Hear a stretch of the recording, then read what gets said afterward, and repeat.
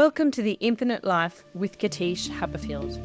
I'd like to take you on a transformative journey, exploring the mysteries of the soul. I hope you enjoy the regression case studies, mediumship interviews, and fascinating discussions that I've had with guests on the podcast. I hope that these answer some of the questions that you might have about life on this planet, on others, and in other dimensions. Thank you for joining me, and please don't forget to like and subscribe. And, most importantly, share with your friends. Namaste.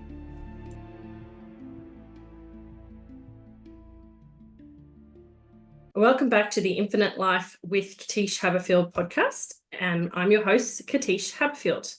Now, we've just finished the last season, which was the Happiest Moments of My Soul season, and that was our longest season ever. We did over 20 episodes on understanding the soul's happiest moments. And now this season, I'm going to call it Conversations with Katische, because I've decided to handpick a number of interesting, fascinating people so that I can explore different ways that we can understand the journey of being a human. And so you all know that I have published my first poem recently, and I'm going to start with a poem, and it's not my poem, it's actually our guest's poem today, Rahul. And this is called Incarceration. So I'm going to read it, and I hope I don't butcher it, Rahul. But I found this on his Medium blog, on the Medium website, and so I'll give it a go. So, incarceration should never be mastered. Life, beautiful, vibrant, loving life, is not the darkness this place beats you down to become. To live at ease here would be disaster. Lose a bit of dignity here with the daily onslaught of fucks, niggers, bitches, means and hoes. To be at ease here would be a disaster. Practice losing your mind, changing your values, selling your soul for the ease and comfort of belonging. To be at ease here would be a disaster. Incarceration should never be mastered. I have lost my freedom. I have not lost my language. I was once social, and now I don't belong. I spoke in proper English when I came to this place, a place that can't even spell the word English. I still speak my beloved English. I happily say I will never be at ease here. To be at ease here would be a disaster. Incarceration should never be mastered. So now I'll introduce my guest, Rahul Athaveya. Rahul is a Stanford Law graduate turned tech entrepreneur who sold his first company to Google for $10 million, only to lose it all and his law license through an unexpected journey that led him through the depths of addiction and running an illegal enterprise. After achieving sobriety, he made the courageous decision to turn himself into the FBI, resulting in federal prison time and the complete seizure of his assets by state and federal authorities. Now 9 years sober, he's not only rebuilt his wealth in less than 5 years, but created a life of purpose and freedom, splitting his time between Mexico and Greece while working just 5 hours a day. As the founder of the Prison Poetry Project and Prison Education Program, he's dedicated to helping inmates find sobriety through education, turning his own experience into a catalyst for change. His story is testament to the power of transformation, proving that our darkest chapters can become our greatest source of impact. Welcome to the show, Rahul. Thank you, Katische. So, incredible poems, and I've only just honestly discovered them today and downloaded a whole bunch of them because they really resonated with me. What I wanted to do with you was to take you back to the beginning, because I asked you on here to talk about poetry, and I couldn't find you anywhere writing poems. I couldn't find any published poems anywhere. I couldn't find any social media profiles about these poetry sessions and how it works. So I thought, I'll just do another bit of a search, and I found the Medium site, and I thought they were just going to be blogs, and then, oh, here's all of the poems, and holy smokes, there's heaps here that I like, and oh, that one makes me feel a bit gross, and that one makes me feel a bit sad, and that one makes me feel curious. So before we get into the actual prison poetry project that I wanted to talk to you about, I think this poem here is, if I understand the way that you wrote on the Medium site, takes us back to just before you went to jail. And it's the poem that's called To Have Loved. Is that the right timing? Yeah. Yeah, that's right. Yeah. So what I wanted to, I'll read it because we've just had Valentine's Day and this will go live pretty soon. And it spoke to me because I'm a divorced woman and I've been by myself for a long time now. And I want to cap off this episode with a poem at the end too, because it made me think about a lot of things that I've been reevaluating in terms of my own journey with love. And anyway, I'll just read this poem as well, and then I'll let you take over the discussion. But because it's a poetry episode, I really wanted to get people to hear the poetry so they can go and explore it and then understand how this links in with your journey, because we have covered all sorts of lifetimes on this podcast and all sorts of things that people can do. So I just wanted to let the poetry speak so they could get an understanding of who you are before we hear your story. So the poem is called To Have Loved. And they say it's better to have loved, and you know how it goes. I say it's probably not. Who the hell are they anyways? She was kind, I was cruel. She epitomized loyalty, I its antithesis. She fought for 10 years, 2002 to 2012, for what? For us, for me. I ran around for 10 years, 2002 to 2012, for what? For me, myself, and I. She broke, I left, she cried. She is kind, he is kind. She epitomizes loyalty, he its twin.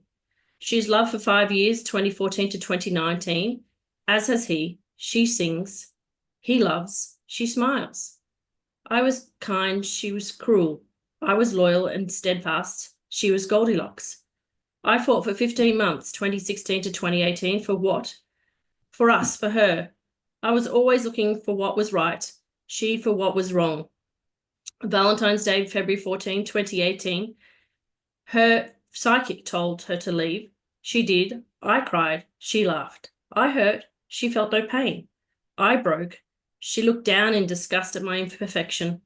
I hurt, I cried, I grew. As I hurt, I felt blessed that I got to do. I came to see her as my greatest teacher. Maybe they were right, for in loving and losing, I lost one self but found another. I found self-love in the darkness, pain in the light, and understanding in it all.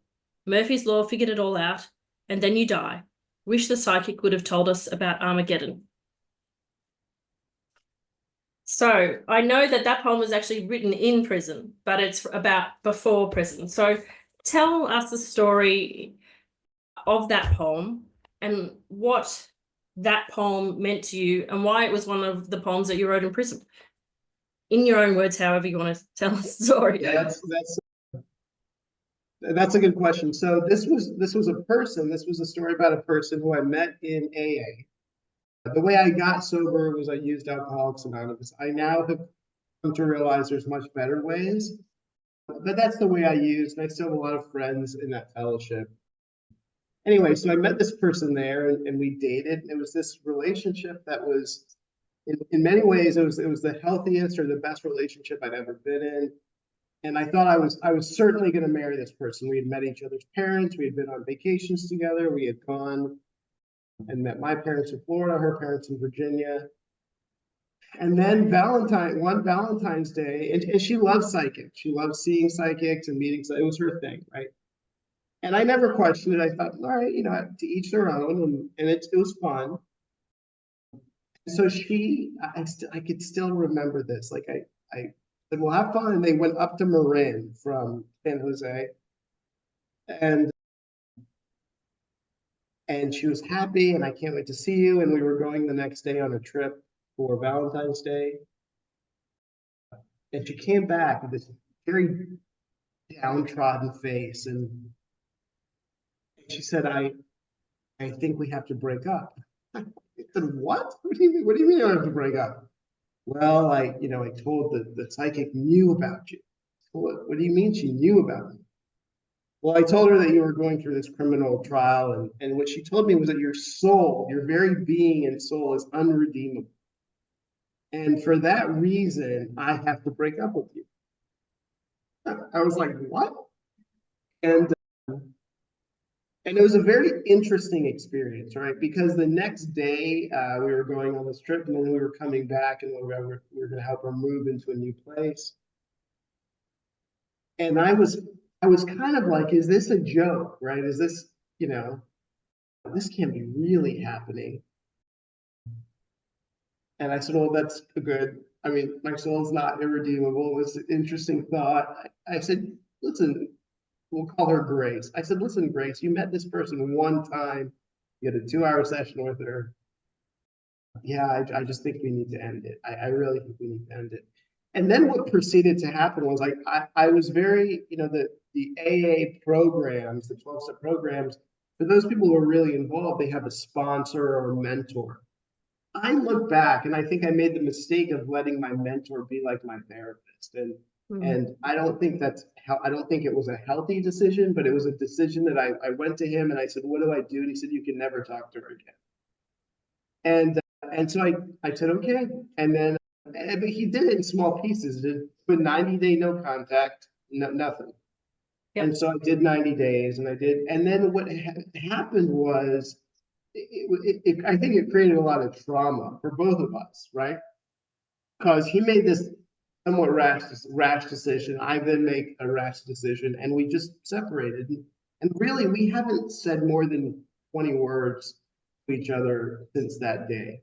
And it was the most, Katische, it was the most painful thing I have ever experienced in my life.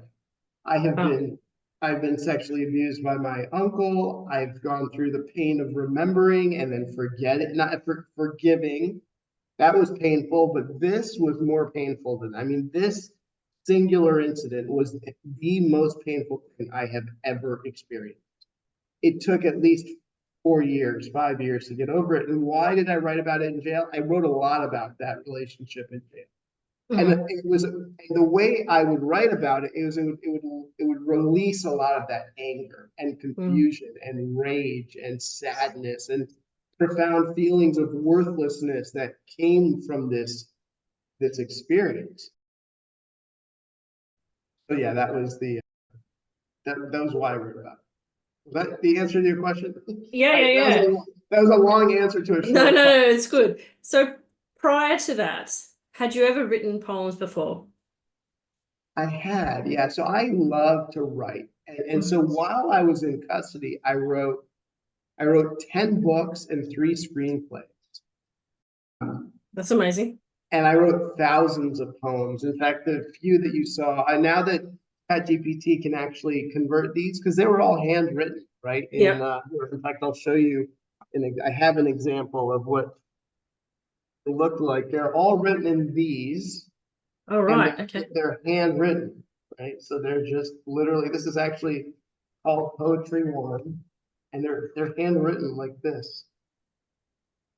Okay. And wow. what I used to do all the writing was this is a pencil. This is the size of the pencil that they gave us, right? And then this is what was created. It's like jail art, but it's a pencil holder, and that way I could write. Okay, yeah. So for those who are just listening rather than watching, it's like one of those little mini pencils that you used to get at Pizza Hut in the 80s, or when you go play Keno or something like that at a bar or something like that, that they're tiny, like as long as your pointer finger. Yeah. So not very conducive to writing poetry. Right. And so I wrote, I think I estimated that I wrote over 4.5 million words in the time that I was in 18 months in prison. But to your question is, yeah, I always wrote poetry, and I would use poetry. I would use it as a release many times, as a release of energies. I used to think it had to rhyme. I learned that it doesn't. And you'll see most of my poems don't rhyme. That one, some of those did, but I think I really dove into it in prison. Yeah. It's very freeing to see somebody who doesn't rhyme in their poetry, because that was the first thing when I was like, I used to write rhyming poems as a, small child, but I never studied, I did study poetry at school. And, there's all these rules and formulas, and it feels very, constricting, and it doesn't feel very flowing, and it feels like, oh, well, I'm not Japanese, so I don't know how to write a haiku, and I don't really want to study it. I just want to express myself. So, I know for myself, when I was first trying to write some poems, I was like, how do I let this come through me without worrying about the rhyme? And the answer is, if it needs to come through you as an emotional release, you just write what comes out, Yeah, right? Yeah, so I appreciate seeing different ways that poems that aren't picture perfect in terms of, syntax and rhyming and structure and, being beautiful. So yeah, just to anyone who's listening, poetry doesn't have to conform to what you see and read at school or see in bookshops. It has to come from the heart or the soul. I think something you said, which is very true and very interesting, is what it doesn't have to be. There were guys in prison who they truly wrote some of the most beautiful poems I've ever heard. But if you were looking at their grammar and you were looking at their syntax, you would have said this is garbage. I mean, they spelled things phonetically because they couldn't write, they couldn't read very well. And so, but their message, oh my, it was profound. That is poetry. Your syntax does not matter. Your grammar doesn't matter. Do you need to spell words phonetically? Fine. But let that message come out. And I guess if we were going to be stereotypical and judgmental, then you would not think of people in prison writing poems, would you? No, you wouldn't. No. And how did it come about, these poetry sessions for people in prison? Like, is there somebody that came in specifically to facilitate that? Is it something from people, you hear stories of, say the Buddhists or the Catholics coming into prisons to try and redeem and save the souls of the people in prison? Was it that kind of a thing? Like, how did it even start? No, so the way it started was I would sit every day and, I'll just tell the story, the full story. Yeah. So I sat every day. I remember when I walked into that place and I called my sponsor and I said, how do I survive it? Because the way jail is or prison is it's very racist and it's broken up by race, right? There's no classism in prison because everyone's the same class, but you have everyone who's black in one corner, whites, Latinos, and then there's no Indians, right? There's just no Indians in jails. And so normally Indians get bullied and abused the most. And so my mentor, I remember saying, listen, trust God and be of service. And I've always been, I consider myself a Buddhist. If you have to pick a religion, Buddhism would be the place I would fit. And so I said, well, trust God, be of service means you meditate, connect to consciousness, and I can be of service. And so I started by reading books in this one area in the prison where any race could sit. It was like a safe zone because there were zones where if you were black or brown and you went in, you were going to likely be stabbed. If you were white, you went into a black area, you were definitely getting stabbed. There was just one area that you could sit in. And so I sat there every day reading 12 AA books. And then one guy showed up and another guy showed up. Before we knew, we had this big meeting. And then the meeting would be over and I would pull out my notepad and I'd start writing. And well, what do you write every day? You write for hours a day. I said, well, I write poetry first. And that's how it started. One guy said, oh, can you teach me how to write poetry? I'd like to write a letter to my girlfriend. And so I started this impromptu poetry class and it grew and it shrunk and it grew and it shrunk. And then it grew and shrunk to four guys who were just there every day and they wrote poetry. They weren't interested in the AA stuff and they weren't interested in the getting educated. They were interested in poetry. And then I said, okay, so then we did a couple of things. We reached out to a friend who is a poetry professor and said, hey, we're going to do this. You have clearance to come into the jail that you've gotten.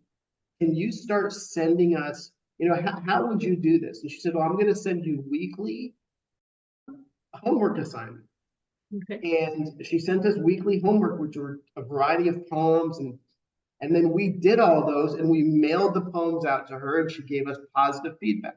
And she developed a group of people outside of jail through her writing class, through church, whatever, who would give us positive feedback and then send it back in. And what ended up happening, very interestingly, was because these guys who were career criminals who had histories of crime, and they would make trouble in the jail also, right? They weren't like good citizens in jail, because they were, for the first time in their life, started to get positive feedback and words of compliment on not just on what I would consider bullshit, right? But on creative work. They started to act differently. They started to be different. And they started to not do criminal things in jail, right? One of the biggest criminal things that people do in jail is they make drugs. You can make drugs in jail, and they make alcohol, a lot of it, right? And so, and then imagine everyone in this confined facility where there's no law enforcement. If you fight or get stabbed in a jail in the United States, I don't know what it's like in Australia, and I don't know what it's like anywhere else, but in California, if someone stabs you in a jail in California, it'll take at least 15 minutes for the police to come. And they see it happen. They have cameras. They're watching somebody get stabbed. They would just rather someone bleed out and die in jail than you actually get help, right? Wow. I mean, during COVID, I watched in my unit people die. I almost died. The only reason I'm not dead today is because I have a friend who's a federal prosecutor, and I called him and said, I'm going to die if I don't get to a hospital today. And when I got to the hospital, my body was septic. I was in a coma. When they put me in the ambulance with this guy, my friend, I slipped into a coma. I had a beautiful, profound near-death experience where I met God. I'm kind of glad, right? But I would have been one of those cases. Wow. Anyway, so going back, these guys. And so then what we did was this professor reached out to these two women. Yep. The owners, the people that wrote this book called The Daily Poet. And the Daily Poet sent this book in. This is my copy from prison. And we started writing poems then every single day using the Daily Poet. I would highly I get nothing for this recommendation. I have no affiliate links. I would highly recommend the book, The Daily Poet. If you've never written poetry, and you're like, well, where do I start? This book is, and I still use it today. I write a poem every day out of this book. Oh, wow. Okay. All right. And so, well, my brain has gone in a million different ways, because I'm like, just the lack of compassion in it is astounding that they would take 15 minutes and rather somebody bleed out and die. Yeah, that's just the way. I think in many ways, I don't think the cops in jail are bad. I really don't.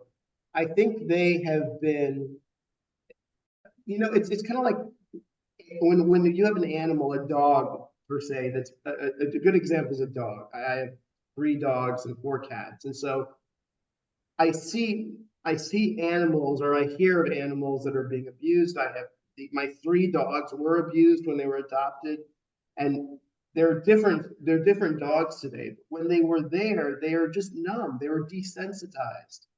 That's how I see the guards. They're not bad people, but once they walk into this facility, they're desensitized. They see everyone the same as these people that deserve to be in this box.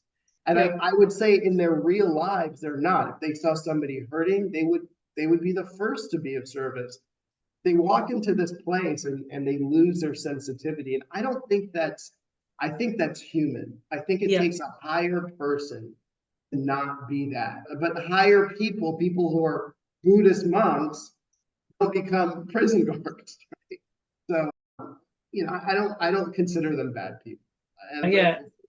Yeah, and they've got a job to do, I guess. So it's a part of a protection and coping mechanism, but still, wouldn't it be a wonderful world if we could help change conditions and be more compassionate and see everybody who is in there as somebody who has been there because of circumstances, but also because of a lack of love given to them, I guess. Yeah, no, absolutely. And so you say that you saw some profound changes in the people that were writing with you. Yeah, so one of the things that I started seeing was many of these guys who were writing in this in this group, and it grew, it ended up growing to six guys, is until that point, they had no real interest in education. They had no interest, some of them didn't even have their high school degrees, some of them could barely read. All of them, every single one of them said, we want to get better at reading. So they started, and so I said, well, you know, I had a lot of friends outside of jail who were supporting me, sending in books and writing to me every day. And so I started to request books that were elementary reading and writing books. And so I started flooded with these books, and I set up a class teaching these guys how to read and how to write and and they were always looking at how this was going to better their poetry, right? So it was kind of this hook. The poetry was a hook on getting education. And then I mentioned that the University of California, Berkeley, and all the UCs have a jail, like they have a bars. There's some catchy name for it, but it's how former prisoners get into the UC system, right? One of the best universities in the world, or in the country, in the US. They all of them said, wait, what? We can go to college? Yeah, we've just got to get you guys in, right? Yeah. And the way we get you in is we take these tests, and then they said, I don't know, it's hard. I said, but you know, they have majors in poetry. I mean, you could get a degree in poetry. It was like I said, there's gold underneath your beds. And I mean, everybody was really, and so 4 of those guys now two of them are done with prison, and they're still sober. They're reading, they're writing, they've gotten their GEDs, they're taking advanced education classes. And one of those 2 have been accepted to UC San Diego. Wow. Right? What's amazing is before jail, so really less than 10 years ago, these were adult men who couldn't read and write. And now they're going to one of the best UCs in the country. Why? Because when you get people, what I learned is when you give people hope, like actionable hope, not just one day it's going to get better. That's not hope. Actionable hope that, listen, just take these steps, and then you watch them light up, and then you realize what lit them up, and then just feed that fire a little bit more. And eventually the fire will burn on its own, and they will find a way, right? And that's what we did. Yeah, wow.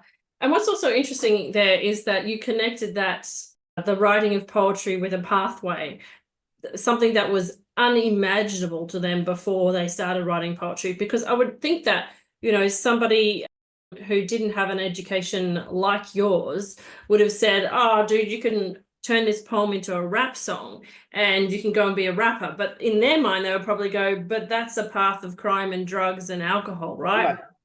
Whereas this at least said, you can do education, but in a field that is meaningful to you. And what do you get out of it? Well, you get this thing that, you know, people who are educated value, that's called a degree. But what's happening to you is you are alchemizing your experiences in life, and you are releasing emotions and finding your own inner wisdom. That's absolutely right. Yeah, that's profound. And also, I guess, you know, just reading some of the poems that you've written from in jail, like I clicked on one, and you're going to laugh at this. It's the one that's called Oh Mongolian Beef. And so I was like, oh, maybe this is from, you know, I know that he's got married again, and maybe this is a nice poem about, you know, taking his family to the Chinese restaurant and having Mongolian beef. Because, you know, I grew up in the 80s, and whenever we went to Chinese restaurants, we had chicken with cashews, and we had fried rice and plain rice, and we had Mongolian beef. Right. And that's not what the poem's about. So if you don't mind, I'm going to read that, because it's so much of an education for me to learn about. I mean, I've been to America, and I did the Alcatraz tour, right? But this is a level of insight to what it's like to survive in prison. And what is really astounding to me is that you've taken this just unsanitary, mentally detrimental situation and decided to teach people and help them. Whereas you know, this poem, Oh Mongolian Beef, shows you like what you're dealing with in your everyday life. And what I can see is there's this ability to transcend the reality that you're in, because, you know, some people would just give up in despair. So I'll read Oh Mongolian Beef and you'll see what I mean about this. And you may have to just let some people know a bit of the background because I've read some of the blogs, but here it goes. Oh Mongolian Beef, how I have come to be repulsed even by your name. I see your tools of preparation and feel a mix of disgust. I am appalled. A red spork, used for all things related or unrelated to food. A plastic bag in which popcorn arrives, designed for only that use, yet your preparers use it over and over again, washing it and using it over and over again. A tub meant for your feet and used to mix a latrine, used for urine as a cup. We do not have any tools of the trade. We did not know any ways of the world. We do not see what we cannot see, and we do not care to be in what we cannot be in. Your ingredients contain no beef or pork in the traditional sense. You contain pork rinds of a low grade, 2-day-old bologna, mayonnaise, mustard, jellies, ketchup, sitting in a popcorn bag on top of a water-heated mix with 4-day-old rice. You're not Mongolian and you're not beef and you're not all that good. But in here with work taste buds, you're a true delight in all that's disgusting. All I know is how I am now, acclimated to you. I know in my mind's eye how gross you really are, yet my taste buds delight in your disgust. I have acclimated in ways I never thought I would to the vile nature of this place in the space between my teeth. Because, you know, like, I'm in Australia, right? I've never been inside a prison, and, you know, we see like pictures of, you know, kids in American high schools being served, you know, in the eateries, and, you know, it's all, you know, what we call American food, but, you know, at least they're getting lunch. And so in my mind, I'm just like, well, they must have like caterers who come in and they feed them decent food. And I was like, no, I guess not. No. Okay, so this is a little known fact, but do you know what the budget is? It's in the budget. You have to take time to find the budget for Santa Clara County or for state prisons. Guess what the budget is per inmate per day? Oh, look, given that, I'm thinking like $1 or something ridiculous, is it? It's 84 cents per inmate per day. Wow. 84 cents per inmate per day. Yeah. So I mean, that and the Mongolian beef, right? That was like a treat. That was for people who had some money, and because you don't have money in jail, people buy you these boxes of really, really low grade food, basically like packs of ramen noodles or pork rinds or tuna that if you opened it, but I don't like fish, but you would open it and your stomach, and this is what you buy, you pay for it, right? So the stuff they fed you was horrifically bad.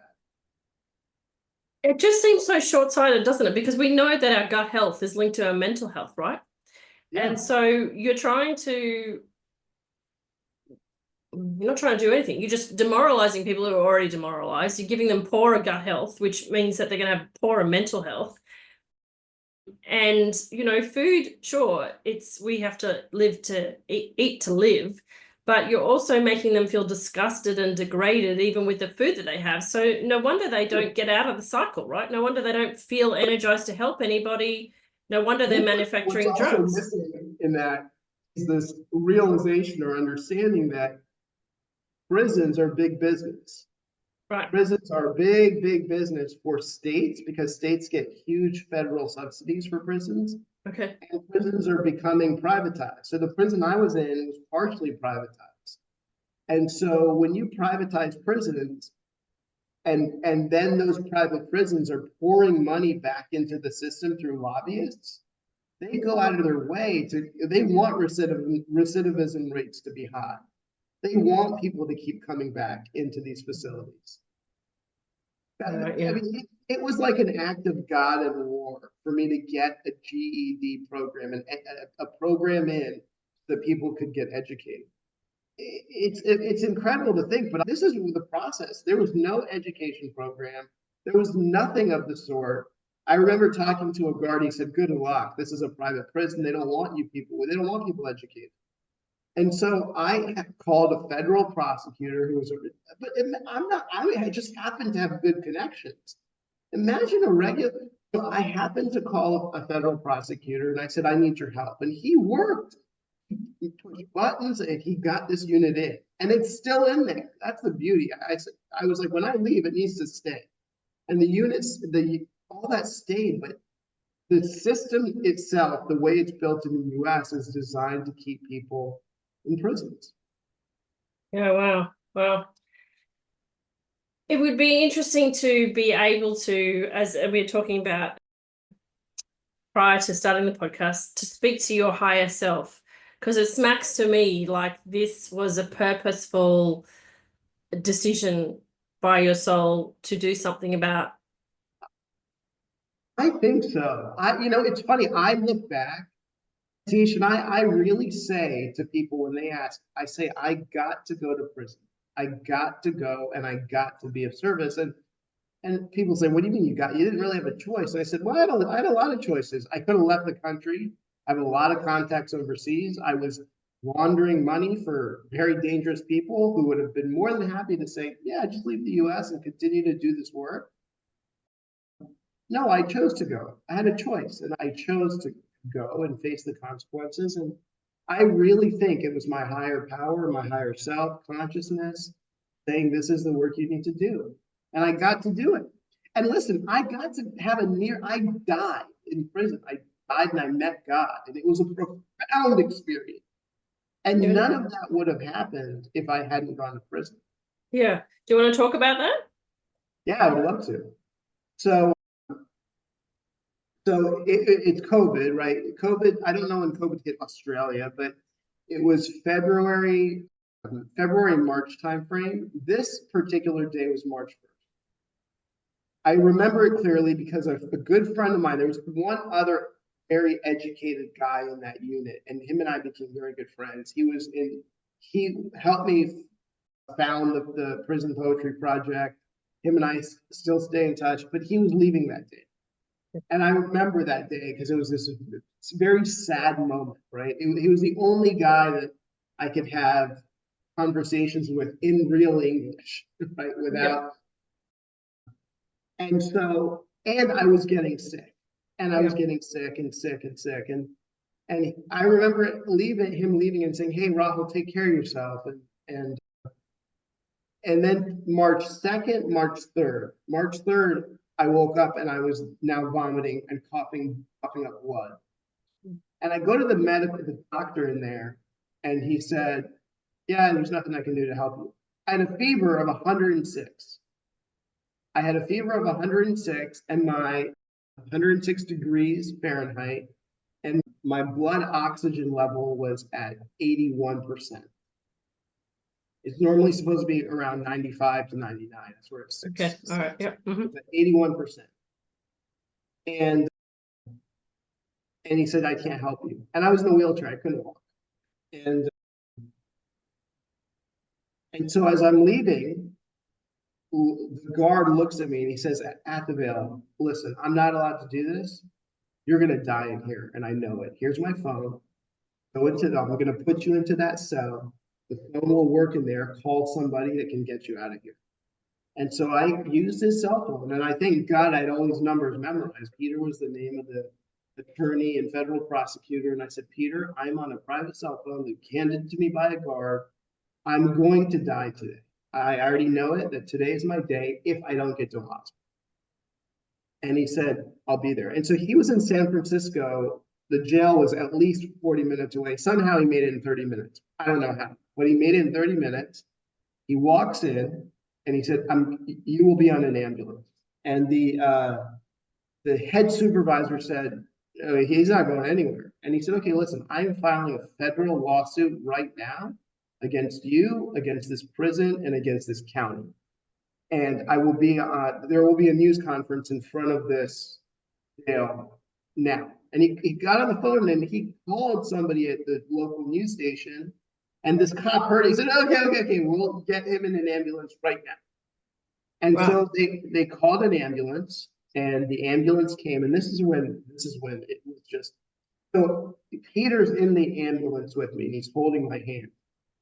The last thing I remember, when they put someone in an ambulance, they put your head goes back first, right? They put me on the gurney, and then they slide the gurney into the ambulance. And so I can see, as this ambulance is moving, I can see the jail. And as the gates of the jail close, right, I die.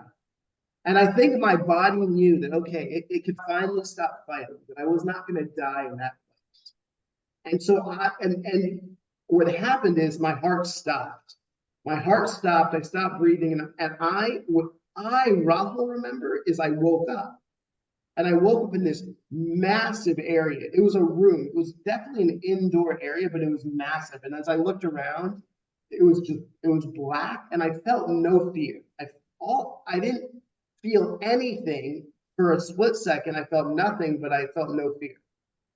And then I could feel this profound energy behind me, like standing behind me, something standing behind me and guiding me in a direction. And the energy was love, it was generosity, it was kindness, it was beauty, it was everything that you could imagine. Imagine you had a mom that really loved you. And my mom loved you more than your mom loves you, that kind of love.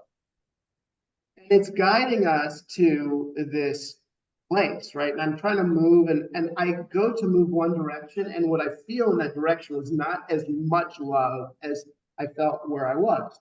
No one like drugged me, but I just felt less love here than here. So I wanted to be where, as I'm walking, it's more and more, it was undescribable.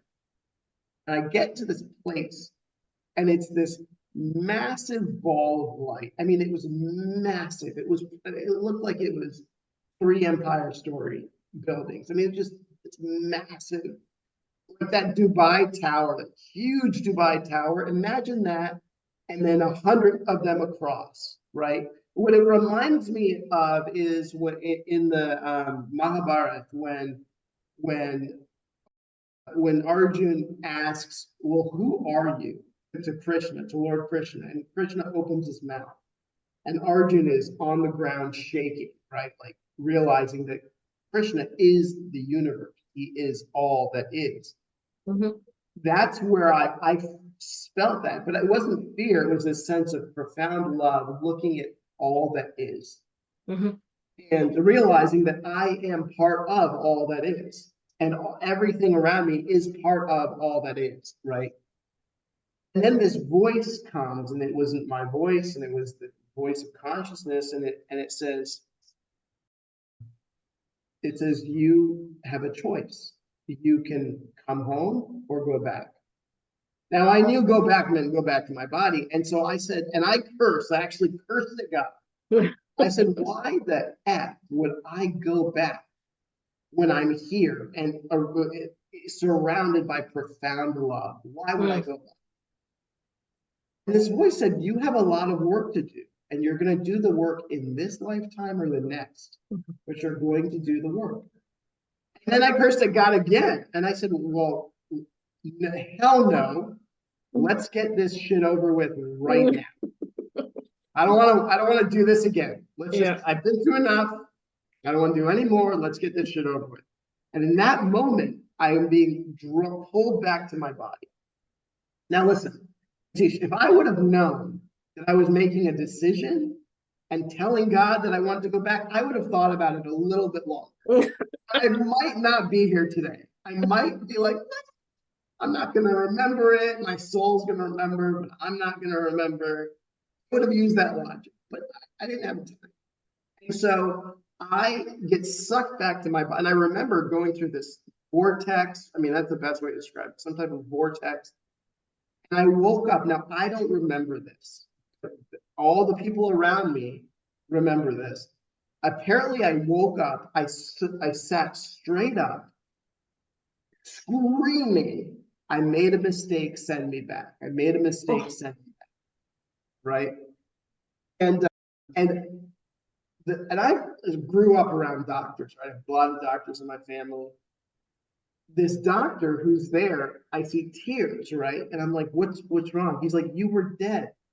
You had no brain activity. The only reason you're alive is because the guy, he wasn't there at the time, Peter, but they wanted to pull the plug. Normally, when an inmate goes into a hospital, there's no brain activity. They pull the plug. Well, the only reason they didn't pull the plug was Peter said, no, you're not. You're giving him 5 days. You're going to pay for it. You're giving him 5 days without pulling that plug. I was in a coma for 3 days. Right. All of that I experienced was 3 days. It felt like 4 minutes. Yep. Okay. I was in a coma for 3 days. I had no brain activity. I was on life support. Machines were keeping me alive. And then I woke up and everything came back. I mean, all my brain activity came back. The doctor said, listen, your body is septic. And until that point, they couldn't break the fever. Until that point, so for 3 days in a coma, I had 106 fever, even though I was technically dead, right? So none of it made sense to anybody. And then I came back after I woke up and then laid back down. Within 2 hours, the fever broke. They said I was septic. I had almost no white blood cells left, and that I would be in the hospital for at least 2 months. I was able to be released after 3 days. My body I had lost in 3 days. I had lost something like 35 pounds of weight, and I had just in several days after that, everything came back. My weight came back, my health came back, it all came back. And so I will tell you that the best part of all of it was the food. I was so excited to be in the hospital because I got to eat hospital food. Think about it. For those of you who know how bad hospital food is, think about it. That's how bad jail food is when you're excited to go to the hospital, eat the food. Wow. That's amazing. It's also just a sort of a dovetail there. It's very interesting for me to hear that you said that you could feel one way was basically love and the other side was fear, because one of my weird special talents is I can communicate with and cross over ghosts, and people who die sometimes go towards the fear,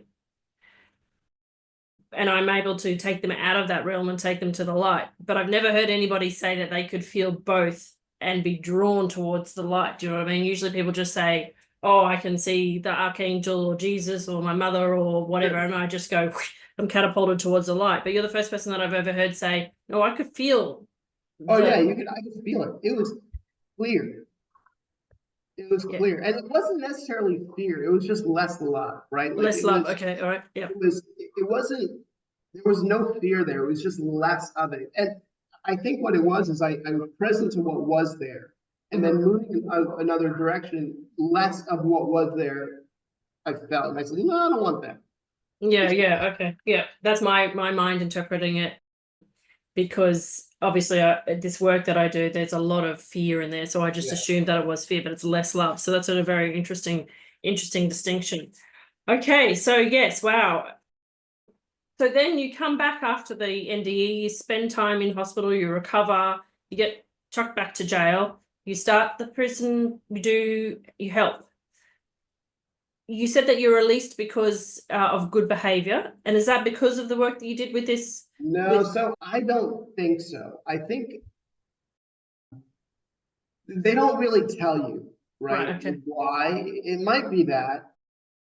It very well could be that. They don't tell you why you're released early. They just say, hey, one day they come to you and they say, next week you're going to be released. And I said, well, so that's what happened. One day and by this point there was a GED teacher. GED is the American equivalent of a high school degree.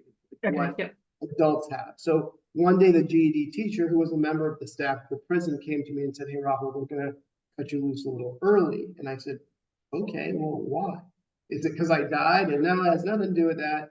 I don't know why, but, be grateful for it. And so,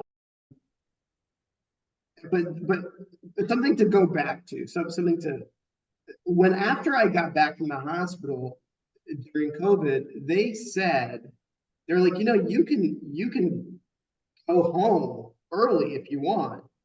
And, but then you're going to have to come back here. And I was like, must be high. I'm here. Let's just get this over with. There's no way I'm going to be free and then coming back. Are you nuts? And so I think that had something to do with it also. That most people just say, no, I'll go and I'll come back. I wasn't gonna go and come back. So yeah. And what I wanted to end with is obviously, because we could probably cover the next bit in a whole podcast on itself. But if we fast forward to now, you're married, right? Yeah, so I'm married. My wife had 2 kids who I've adopted. I call them my kids. They've never heard the term step, and it'll never come out of my mouth. And I find myself to be very, very lucky. I feel very grateful that the universe has very kindly and generously blessed me with these 3 beautiful people who are my wife and kids. And the way I found my wife, very interestingly, I met my wife, and I remember I never had those in love feelings.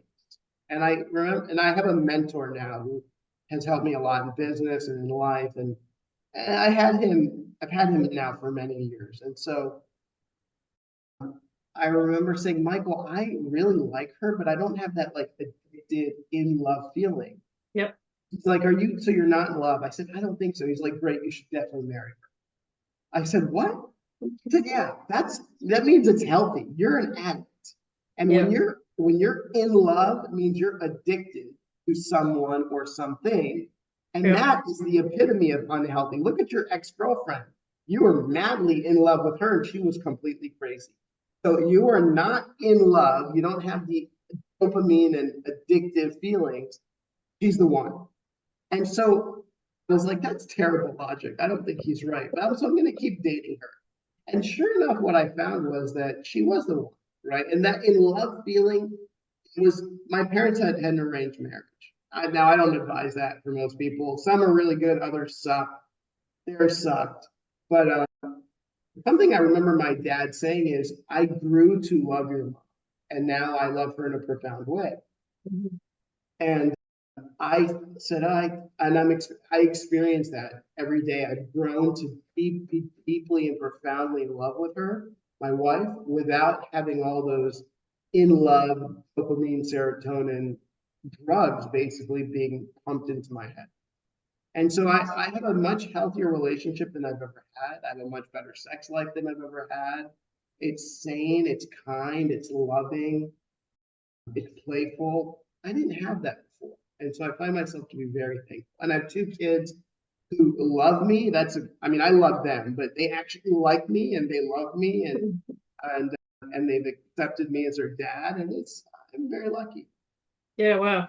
And well, I hope you get to actually publish all of these poems, because I think you could just write a book as it is, just about transitioning and helping people to understand the difference between addictive love and soul growing, enjoyable, stable love. I mean, there's an advice there that the world needs, and maybe we can do another chat on that, because the final 2 things that I had here, and I want to respect your time today, was the 2 poems about love, and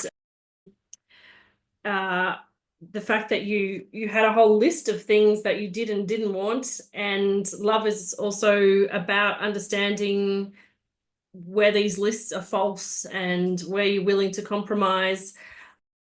But I want to just read this last poem and then we'll finish off the episode. Love will stand, because I think that's a nice way to finish. Love will stand. We are species of love and hate. We are known to cut off our nose to spite our face. Yet we will bandage the nose of a total stranger so we can help him. We are known to see one's colour and torment or kill, yet we are known to fight for the equality of all. We are known to be so selfish we don't care about anyone else, yet we are known to protect those we know nothing about.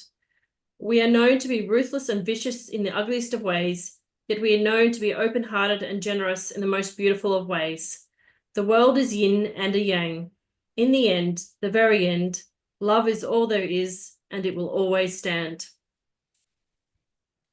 So thank you for coming on the podcast today, and I will put in the show notes information about how people can contact you if they want to know more about the Poetry in Prison project. Yes. And yes, please take advantage of all the new technology to get all that poetry and those plays and everything written, because that's what the world needs to see. So I would love that. Namaste. Thank you so much. So much. Seriously, this was so much fun. Thank you. Thank you.